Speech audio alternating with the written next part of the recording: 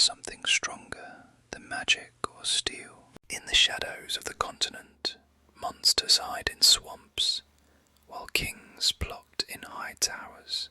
But the true story begins with a solitary hunter, a powerful sorceress, and a lost princess. Their timelines are separated by decades, yet every step brings them closer to a single moment that will reshape history. This is the story of The Witcher's first season, where destiny is not just a word, but a living force that demands a heavy price from those who try to escape it. Geralt of Rivia enters the town of Blaviken with a Kikimora head strapped to his horse, the swamp water still dripping from its black eyes. The townsfolk stare in silence, their fear thick in the air. But the real danger here isn't a monster from the woods. A wizard named Striga hides in a tower filled with an illusion of sunlight and apple trees. Terrified of a woman named Yennefer, she wears a brooch on her cloak and carries a deep hatred for the wizard who ruined her life. Geralt stands between them, forced to choose between two evils in a world where good choices simply do not exist. The market square of Blaviken sits quiet under the grey sky until steel rings out against steel. Yennefer chooses vengeance over forgiveness, forcing Geralt to draw his sword against the only person who seemed to understand him. He moves with a sad precision, deflecting blows and cutting down her men until only she remains. The duel ends not with a cheer, but with a dying breath, as Yennefer whispers of a girl in the woods who will be his destiny. Geralt takes her brooch as a reminder of the tragedy, walking away from the hostile crowd who now call him the Butcher of Blaviken. Far away in the kingdom of Cintra, Queen Calanthe watches her world turn to ash. The black armour of the Nilfgaardian army floods through the city gates, their torches painting the night sky in terrified shades of orange and red. King Aist falls with an arrow in his eye, and the Lioness of Cintra drags herself back to the castle, bleeding and broken. She knows the end has come. In her final moments, she screams for her granddaughter Cirilla to run, to find Geralt of Rivia, and to never look back. The castle falls, and Ciri disappears into the smoke-filled woods alone. Decades earlier, a young woman named Yennefer is sold by her father for 4 marks.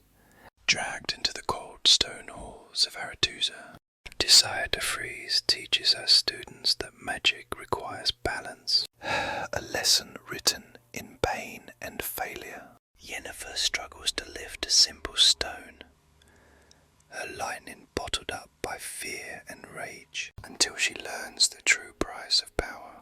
In the depths of the academy, she watches her classmates turned into eels, destined to power the school forever.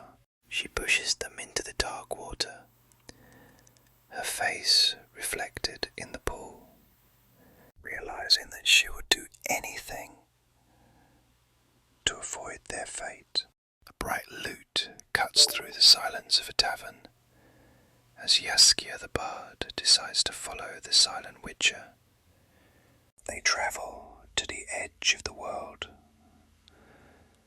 where the fields are rich and the elves hide in starving desperation.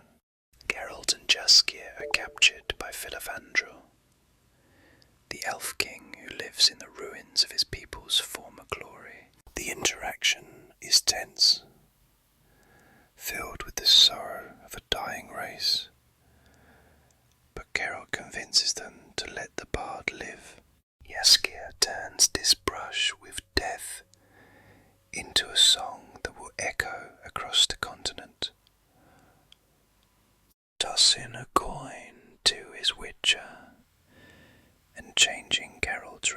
isolation forever.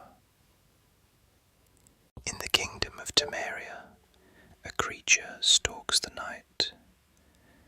Born from a secret, incestuous love between King Foltest and his sister, Geralt arrives to find a kingdom paralysed by fear, where the Princess Ada is a Striga who tears men apart in her crypt. He prepares for the fight not with hatred, but with a plan to save her. The battle is brutal, fought in the dust and shadows of the old tomb, with Geralt using his chains and signs to hold the beast back until dawn. As the sun rises, the monster fades away, leaving a frightened young girl in the cold stone room. While Geralt fights the Striga, Yennefer fights for her own future in a different time. She refuses to be sent away to a minor kingdom and demands the enchanter remake her body. The ritual is agonizing.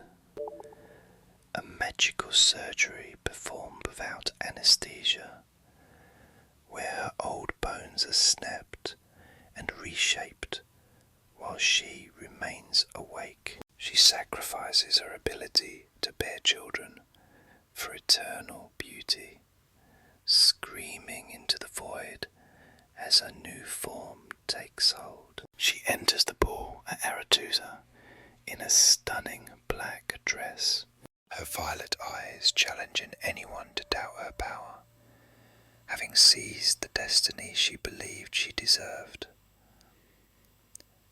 Years before Cintra falls, Queen Calanthe hosts a banquet for her daughter Bavetta, but the festivities are interrupted by a knight with the face of a hedgehog.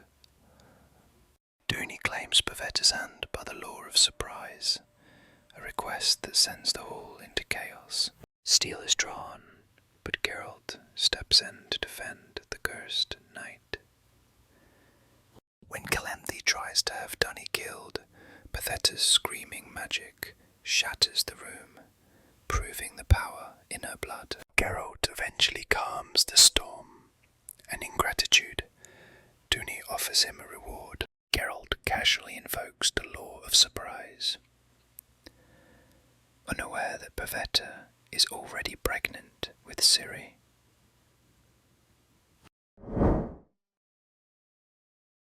Lost in the present, Ciri is drawn into the ancient Brokilon forest, a place where arrows fly before questions are asked. The dryads who protect these woods capture her, but they do not kill her. They sense the elder blood running through her veins, a power that connects her to the forest itself. Ciri drinks the waters of Brokilon, a substance that makes ordinary men forget who they are. But she remains unchanged. It is a quiet interlude among the glowing trees, where she learns that her destiny is not to hide in the woods, but to find the white-haired warrior she saw in her dreams. Geralt seeks peace in a lake, but finds a gin's bottle instead, leading to a catastrophe that leaves Jaskier choking on his own blood. Desperate to save his friend, Geralt travels to the town of Rinda, where he meets Yennefer for the first time. The sorceress is living in luxury, using her magic to control the town council, but she craves the gin's power for herself. A hunger for control destroys the house around them, the magic swirling in a violent storm. Geralt uses his final wish not to save himself, but to bind his fate to hers, saving her life and beginning their turbulent romance. An old man named Borg 3 Jackdaws hires Geralt for a dragon hunt, claiming he needs protection on the steep mountain paths. They are joined by dwarves, reavers, and Yennefer, who seeks the dragon's heart to cure her infertility. The journey is cold and treacherous, leading to a precarious bridge where tensions flare. At the summit, they discover the truth. Bork is the golden dragon, villain Mirth, the most rare and beautiful of his kind. He is not a monster to be slain, but a guardian protecting his egg. He breathes fire to defend his legacy, forcing the hunters to retreat or die. After the dragon is safe, the group stands amidst the cold wind of the peak, but the victory is hollow. For Yennefer, the dragon reveals that she will never regain her womb, and worse, that Geralt's wish is the only reason they are bound together. The revelation shatters her. She feels robbed of her choice, her love reduced to a magical trick.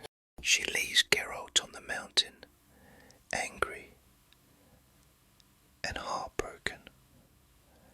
In his own pain, Geralt lashes out at Jaskier, blaming the bard for all his misfortunes. The three companions scatter to the winds, leaving the Witcher alone on the path once more. The timelines finally crash together as Geralt races back to Cintra, having seen the Nilfgaardian army marching north. He arrives before the city burns, demanding to take Ciri to safety to honour his promise. Queen Calanthe, proud and stubborn, tries to deceive him with a fake child, refusing to give up her granddaughter. Geralt is locked in a dungeon cell while the battle begins above him. He listens to the sounds of slaughter, the screams of dying soldiers, and the crumble of stone walls. He escapes in the chaos, but he is too late. Ciri is already gone, lost in the smoke of the burning city.